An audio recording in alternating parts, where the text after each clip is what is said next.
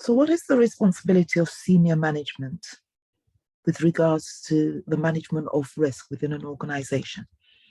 SMT foresees issues that could affect the business objectives, and they mitigate these issues or these risks by preparing policies, guidelines, and procedure manuals, implementing standards, lowering the likelihood or the chances of the risk materializing, or attempting to lower the impact if a risk were to develop into an issue or incident in the future.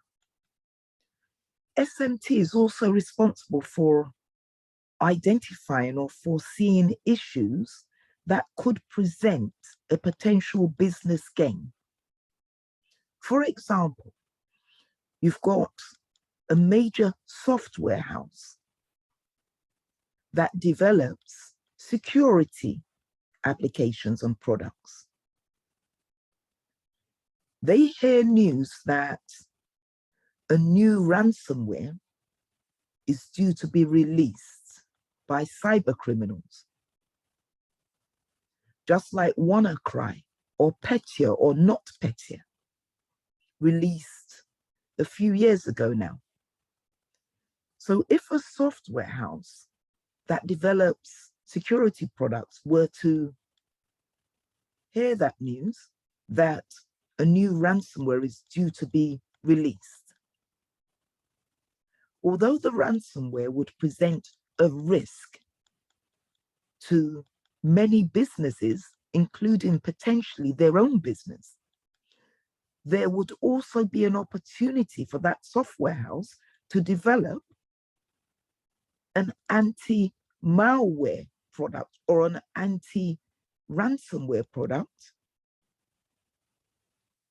that would prevent that new ransomware from wreaking havoc in companies. So it's the responsibility of SMT, the senior management team, to foresee critical issues that could affect the business objectives and to mitigate these. Let's take a look at risk governance versus risk management. Governance evaluates stakeholder needs, including customers, regulators, shareholders.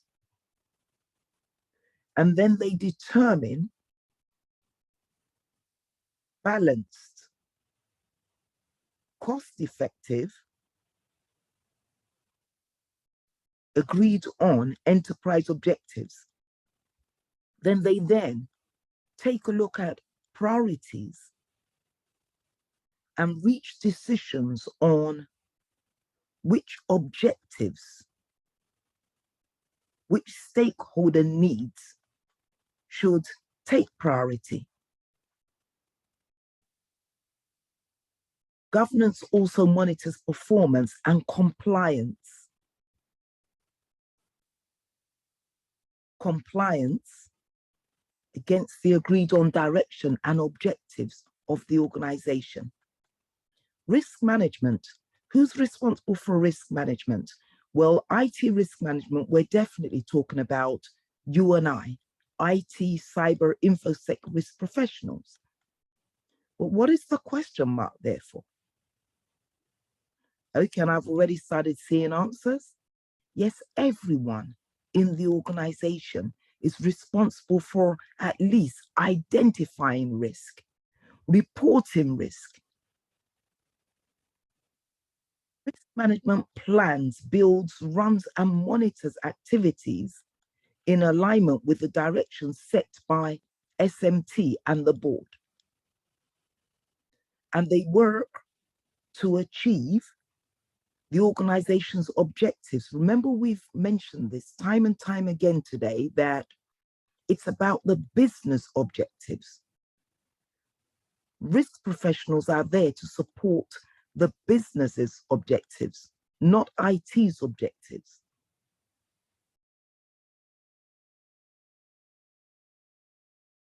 let's take a look at definitions of a policy. What is a policy? It's the tone at the top. It's what the board and SMT is mandating should happen within an organization. This is the culture. These are the behaviors we want to see in this organization. In this instance, with regards to risk management, IT risk management, the board and SMT set that tone at the top, saying this is the culture we would like to see in this organization. And that isn't only stated or documented.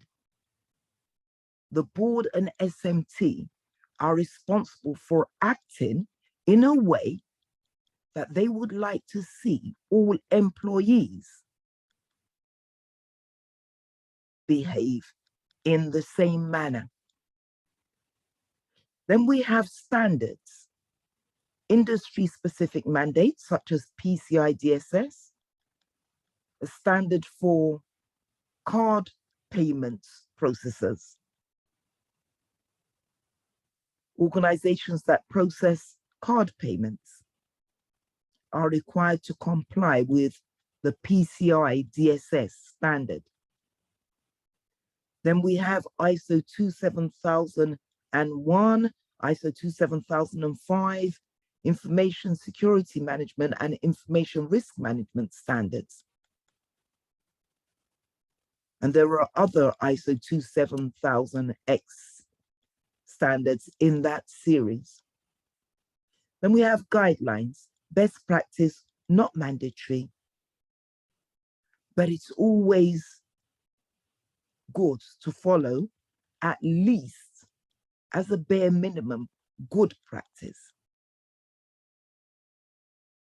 Yes, we know that organizations may say information security costs money, but good practice dictates that we tell all our employees, just press Control-Alt-Delete before you leave your machine.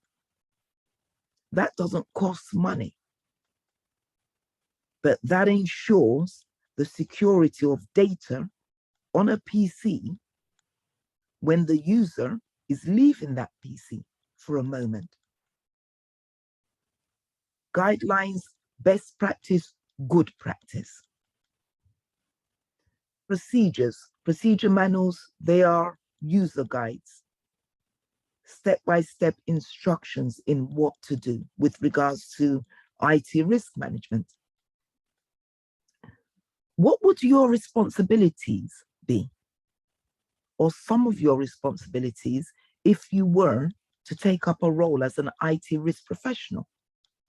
Well, one of the responsibilities is, of course, to collect and review information, data. You will be reviewing threat reports,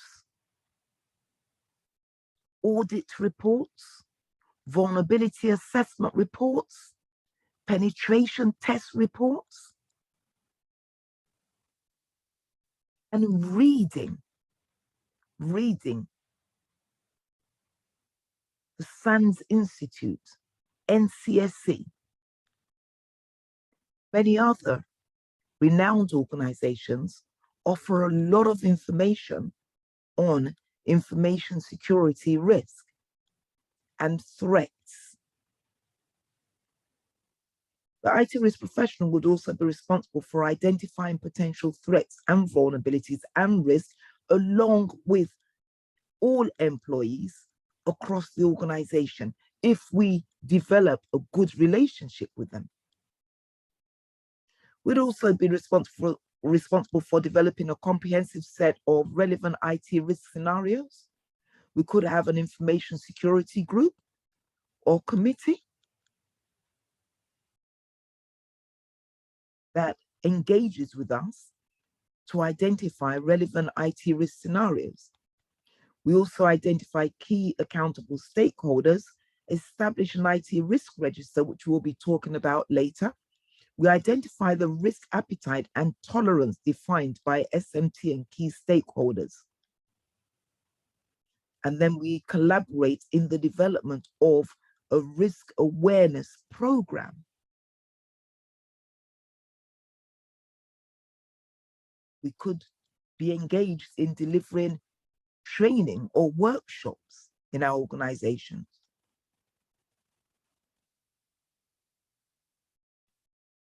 What knowledge do we require as IT risk professionals? We need to understand the corporate mission and objectives of any company that we go to work within.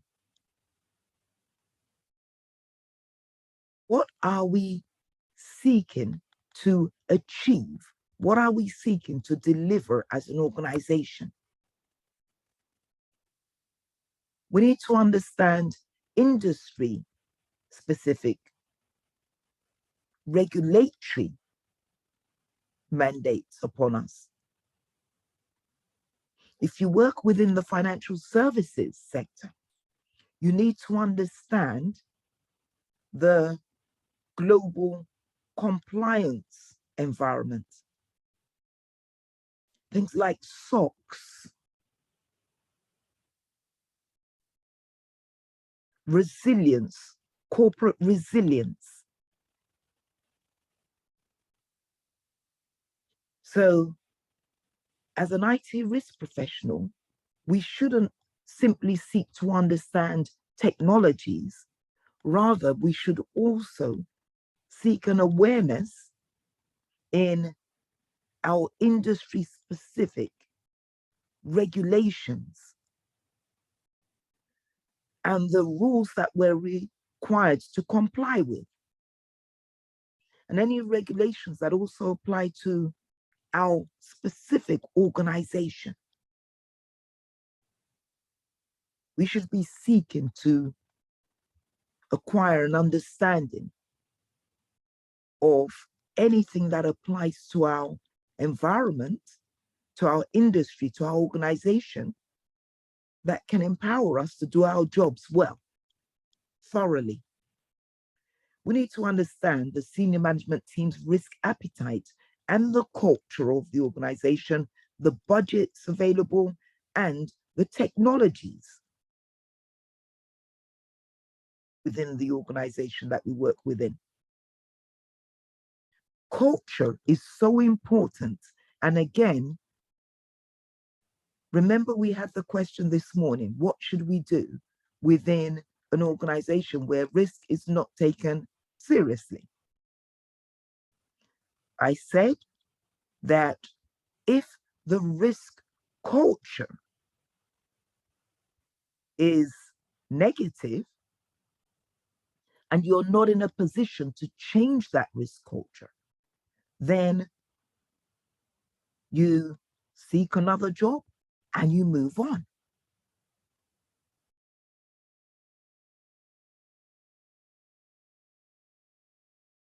Competencies, we need to understand how to set scenarios. We need to understand how to identify risks, evaluation of risks, and the mitigation.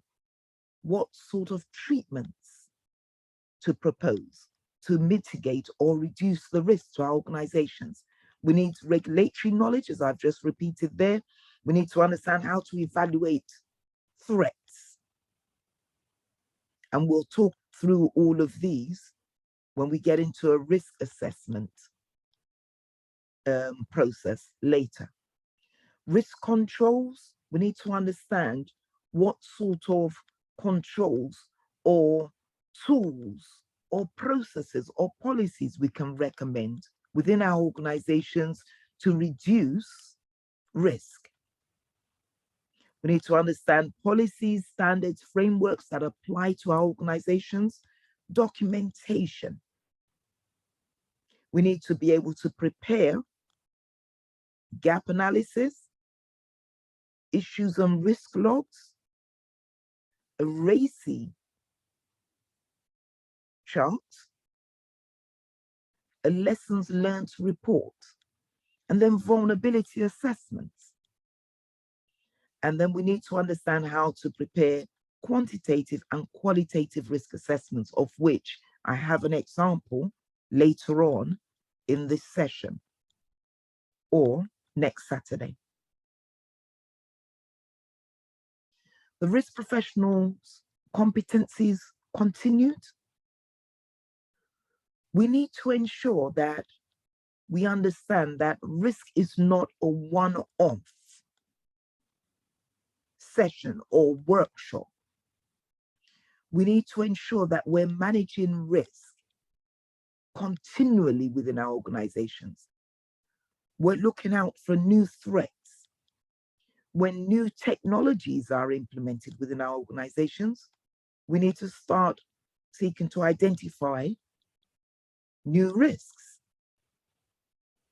If there is a culture change, let's say there's a merger and acquisition, new risks will arise. Because if you've got two companies that have done separate things with regards to their different technologies over the years, and they are now merging together, there will be risks for sure. And it's our responsibility to identify those risks, to evaluate them, and then to propose treatments to reduce the risk to the new organization. Ongoing risk management, of course, new standards and regulations may be announced, and we are then required to ensure that we implement controls to produce compliance with those new standards or regulations. We need to be able to conduct a cost-benefit analysis, but again, you're not alone in most organizations you'll go into. You will not be alone. You can call upon finance to help with any financial or quantitative analysis that you may want to do. Stakeholder management and engagement, that's vital. Diplomacy and clarity. We need to be clear in what we're saying. No technical jargon, no technical lingo.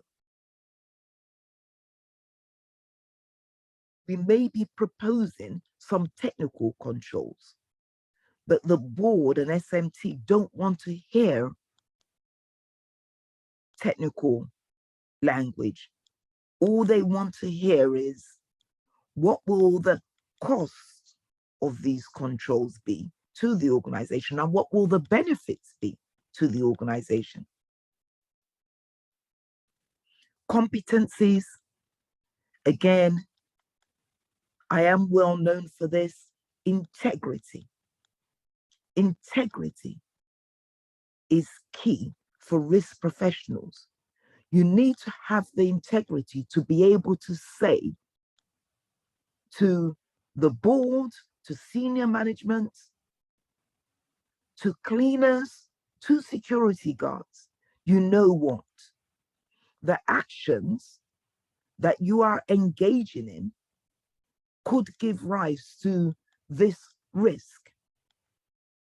You need to have the integrity and strength of character to say to a CEO that you are a target for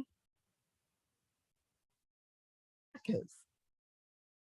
You are a key target for social engineering due to the position that you occupy, due to the fact that you are a CEO.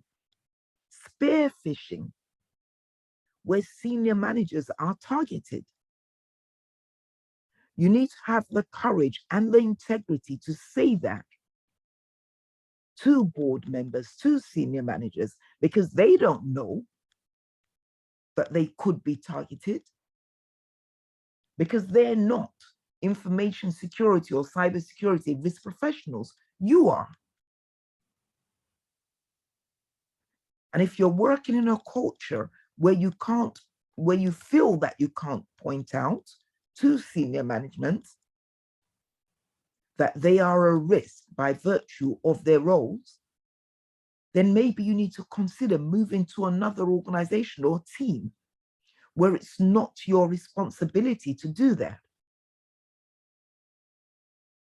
Then we need to be able to train, as we've said, and we also need a healthy dose of emotional intelligence, where we understand it's not about you and me, it's about the business.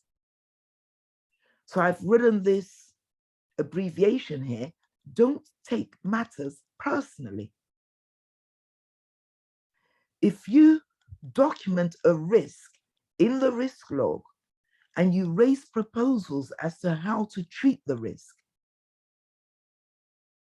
and governance, senior management, the board say, no, we want to accept that risk. As long as you have obtained a signature in the risk log of the owner of the risk who has accepted the risk, don't take matters personally. Don't say, well, I would have thought this treatment would have mitigated the risk, and I don't see why you haven't accepted my, in quotes, authority or my recommendations. It's not about you or I, it's about the business. It's all about the business. So a healthy dose of emotional intelligence. We need to be able to consider strategic risks such as political risk. Understand the political climate in which you work, including internal politics. Then economic risk. If the economy is going through a recession, there may be very little money around for you to implement major controls or change. Then there's change risk, where we implement a new system and this gives rise to risk. Competitor risk, operational business risk.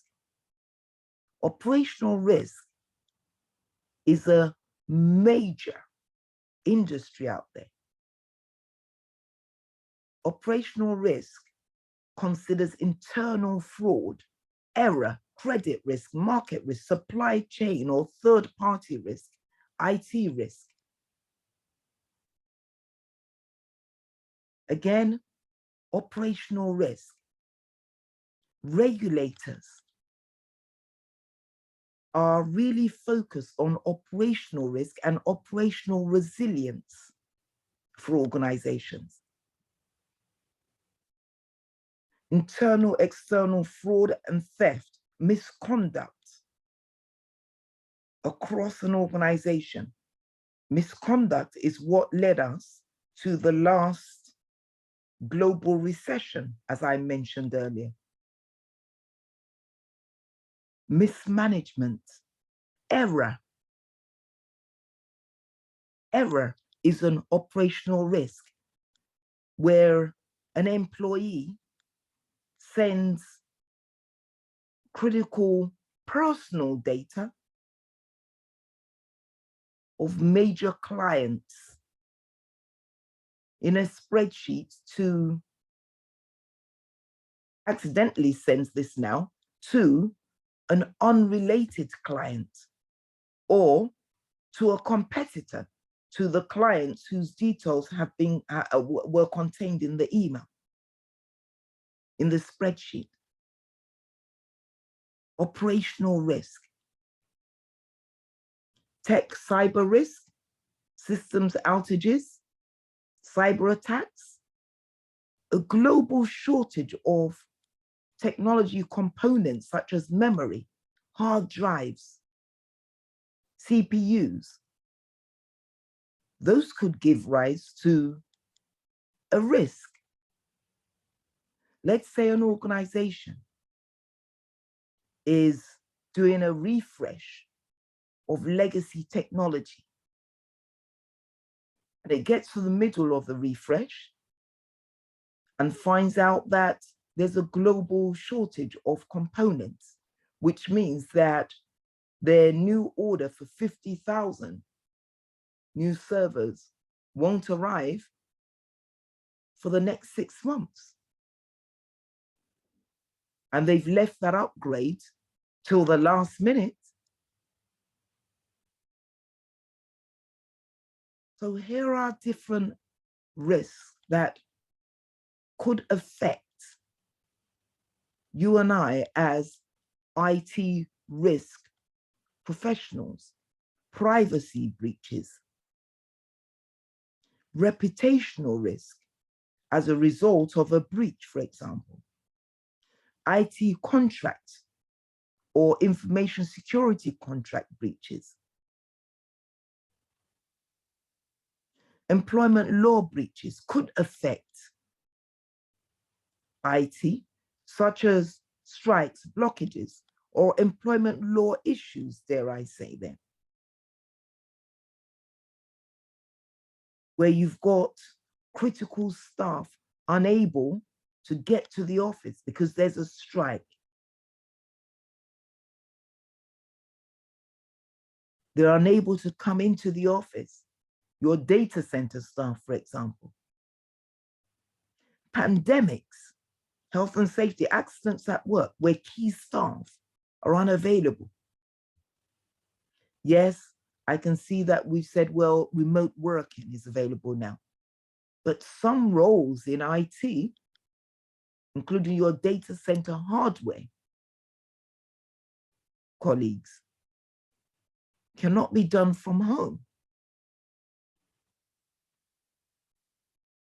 So all of these need to be considered, including as an IT or information risk professional.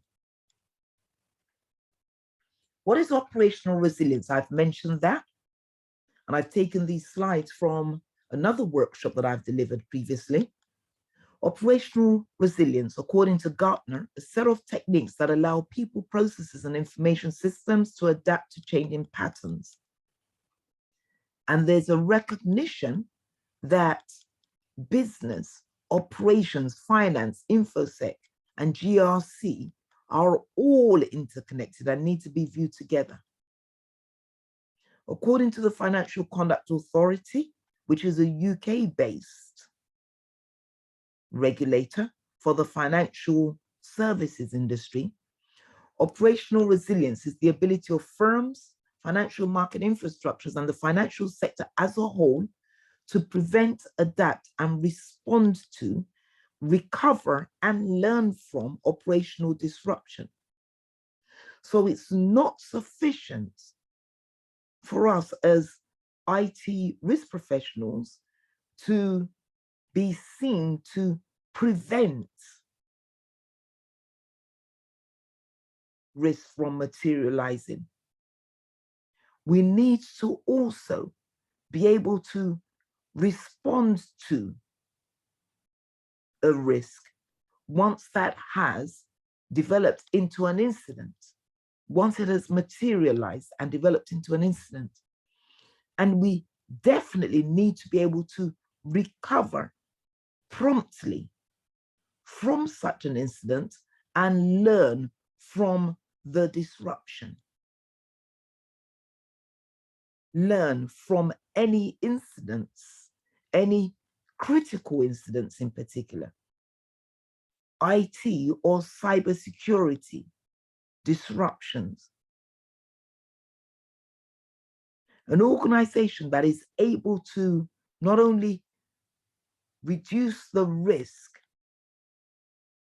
of an operational disruption, but is also able to adapt and respond to such a disruption, and then to recover from and learn from such a disruption. If we can learn from a previous disruption, that will help us to reduce the risk of a recurrence. Why? Why the need for operational resilience? We need to ensure that all our stakeholders, including our customers, clients, patients, employees, are protected from the impact of internal and external adverse events and disruptions. We need to protect our stakeholders from disruptions.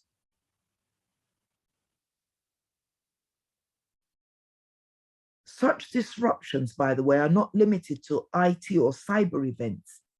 We can see how much disruption was caused by the pandemic.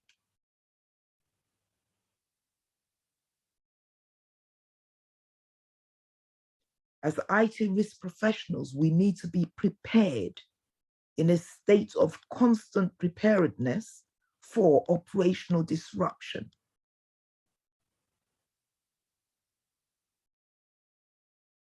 Infrastructure resilience, hardware faults, change projects gone wrong, mergers and acquisitions gone wrong, user error, power failures, taking down our systems, data corruption. Nowadays, power failures, change projects gone wrong, hardware faults, they tend to not be reported on as much as cyber attacks.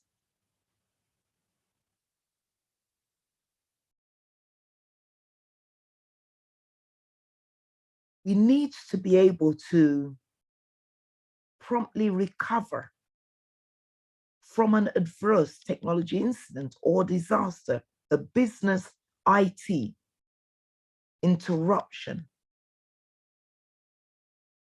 by using tested recovery processes, which means that we need to have a tried and tested incident response and incident recovery team with tested processes that we test repeatedly to enable our businesses to recover promptly in the event of an infrastructure or IT or cyber incident. Cyber resilience. In most organizations' enterprise risk log, the risk of a serious cyber attack would most likely be in the top 3 risks noted.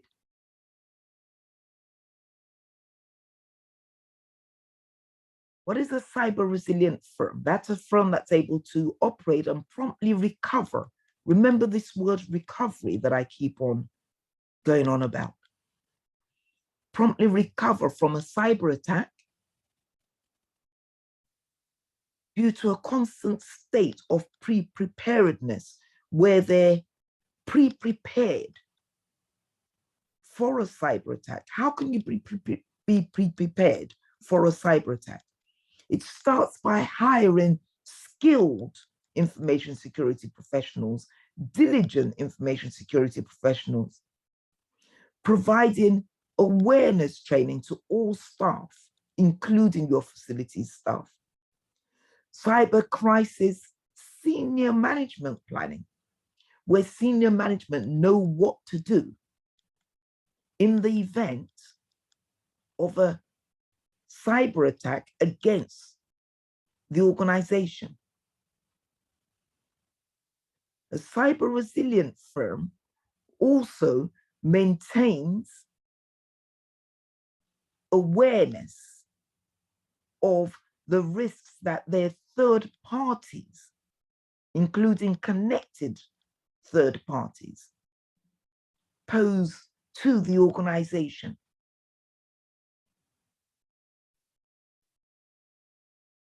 And we conduct due diligence, risk assessments on our third parties to ensure that we're aware of the risk that these third parties pose to us, and we mitigate those risks, working with those third parties to ensure that any risks that were to materialize within their business would not affect our business. Cyber resilient firm also engages in incident response planning and recovery testing before rather than after an attack. It's important to test our recovery processes before we're attacked rather than after we've been attacked, so that everyone knows exactly what to do in the event we are attacked. Third-party resilience, I've mentioned that just now, including outsourced and offshore providers, application development consultancies, cloud solution providers, outsourced help desks, intrusion detection monitoring firms. They're all an extension of our internal cyber operations, and yet they pose risks that we don't actually have sight of. Remember this word accountability. Whilst we may outsource our application development, our help desk, intrusion detection to third parties, we still retain as a firm accountability for these contracts. And we're thus required by law to conduct due diligence before we sign a contract with these third parties. And once we've signed the contract, we engage in ongoing review and monitoring of the provision of that third party. Fourth party resilience. Let's say that we were to outsource at the ladder back down our volunteer recruitment process to a small one-person owned recruitment firm, Tambourine Recruitment. And we were to sign up a contract saying that Tambourine should send out letters inviting volunteer candidates to interviews. This would mean that Tambourine is processing those volunteers' personal data on behalf of the ladder back down. Tambourine, being a small one-person owned recruitment firm, would most likely store any data that they manage as part of this contract or that they process as part of this contract with a small cloud provider. So that small cloud provider is the ladder back down's fourth party. And it is the ladder back down's legal obligation to ask due diligence questions in an information security questionnaire in many companies, to ask due diligence questions from Tambourine Recruitment about the small cloud provider. What controls are in place? I would be asking Tambourine Recruitment, what controls are in place with this small cloud provider to protect the personal data of my volunteer candidates that this cloud provider stores? So again, it's not enough for us to conduct due diligence with our third parties. We also need to look out for fourth parties that process data that have been subcontracted or brought on board by our third parties to process our data. Ensure that anything that has been agreed is included in information security clauses in the main contract with this third-party company.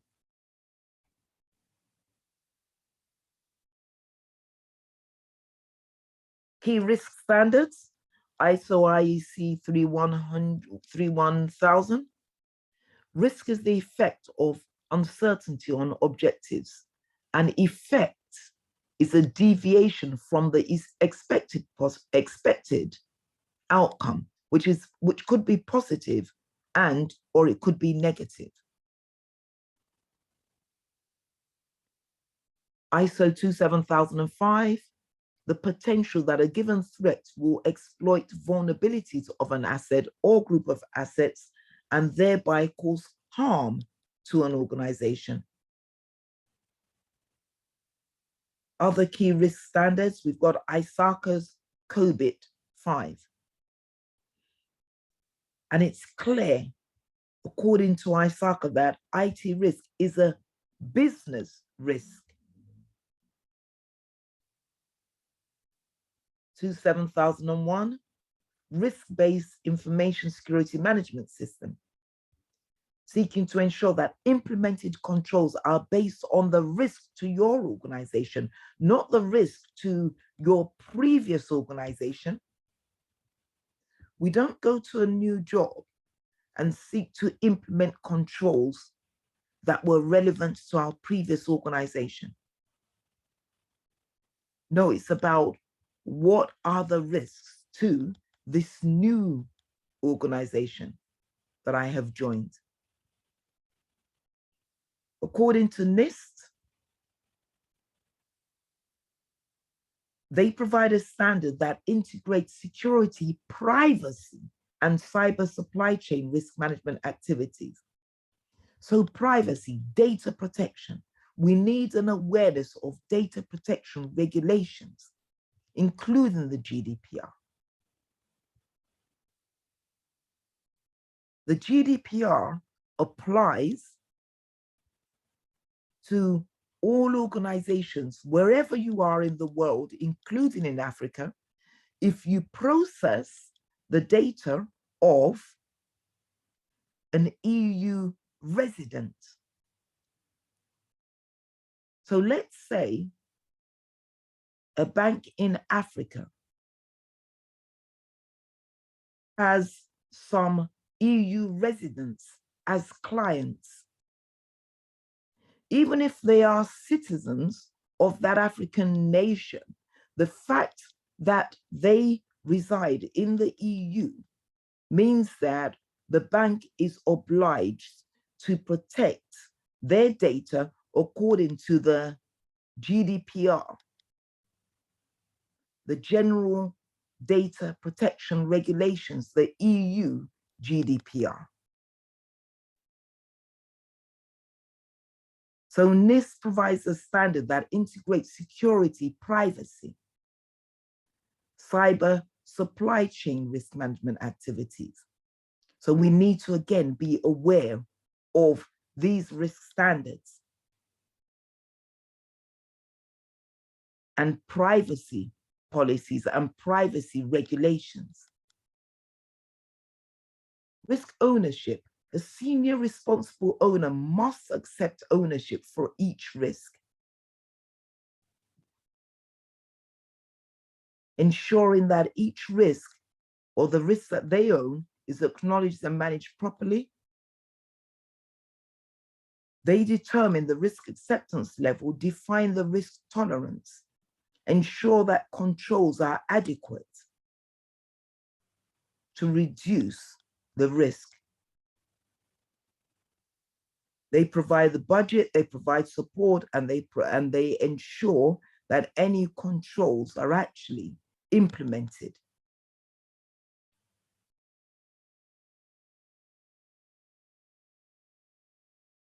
Control risk.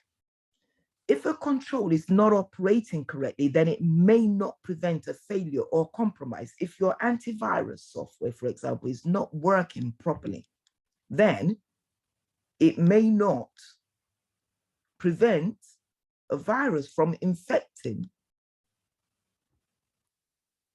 a machine or the machine or machines.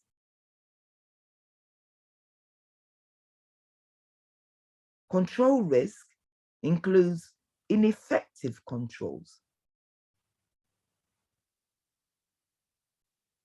Controls that don't actually mitigate the risk. The wrong type of control. Saying, for example, we have antivirus software on all of our PCs, so that should protect us from ransomware, which is wrong. The improper operation or configuration of a control could result in a risk to the business, where the controller has been misconfigured, a firewall has been misconfigured. So it's resulting in disruption to the business, or it's not stopping malicious traffic from flowing into the business. Lack of monitoring of controls. When we implement controls, we still need to monitor to ensure that those controls are working for the business.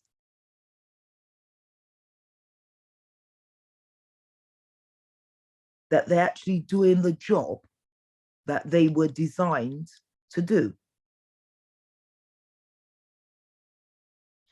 Risk-based. This states that controls must be risk-based and cost-effective. Controls are justified by risk and must be traceable back to the risk that they are designed to mitigate. So if an auditor were to come into our organizations now, and they were to see a new firewall implemented, we should be able to justify the risk that was identified before we decided to implement a new firewall. So control should be traceable back to the specific risk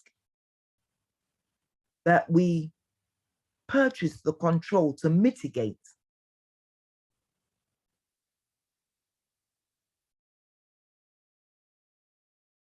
Project risk. Most projects tend to fail for different reasons. Sometimes they can come in over budget, late completion, or the project fails to deliver the customer's stated needs. Yes, and I've seen that comment with regards to scope creep as well.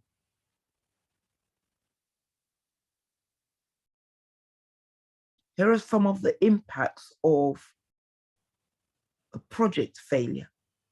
Loss of market share, failure to seize opportunities, and then there could be an impact on customers, customer confidence, shareholder confidence, employee confidence, and morale.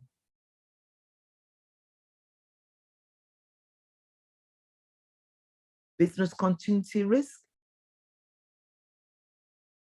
This is about preventing, mitigating, and recovering from disruptions in business operations. If we don't plan for business interruptions, that could mean the difference between organizational survival or an organization actually going down. in the event of an adverse event or incident. Some organizations would have gone down at the onset of COVID because they'd never previously engaged in business continuity planning.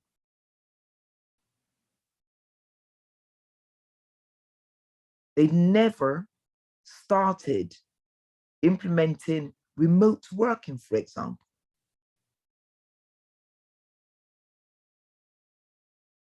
When lockdown started, if all employees had their desktops left in the office, they may not have been able to go into the office to retrieve their desktops or laptops to work on. Business continuity planning is vital for the preservation of critical business functions.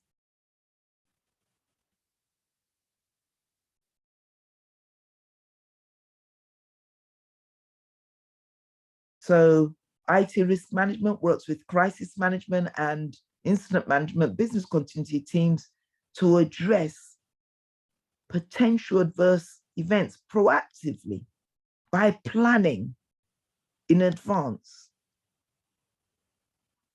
for the detection, containment, and recovery.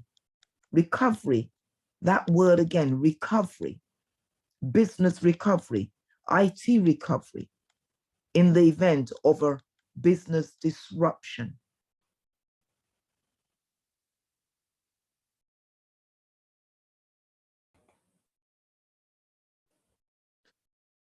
So what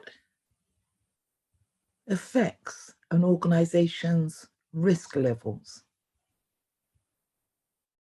The intent and capability of a threat source.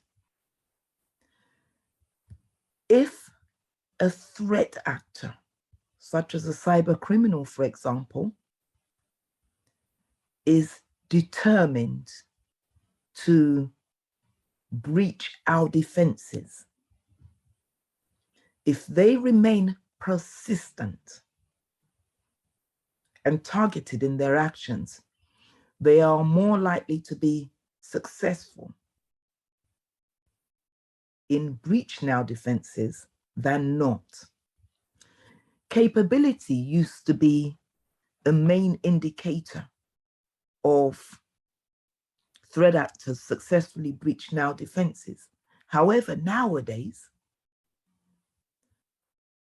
a threat actor could be a young person, inexperienced person who has simply gone onto YouTube to view a video on how to hack into a corporate network.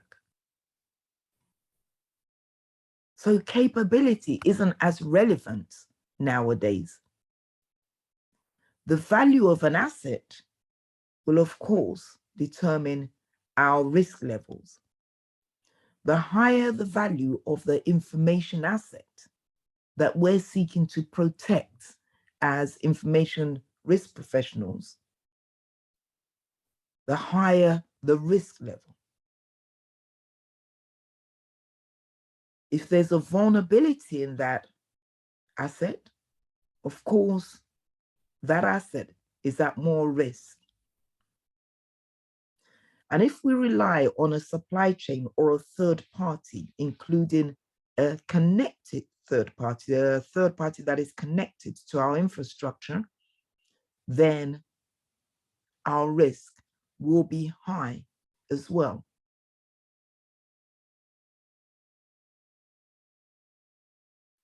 We'll now move on to risk identification after the brief break.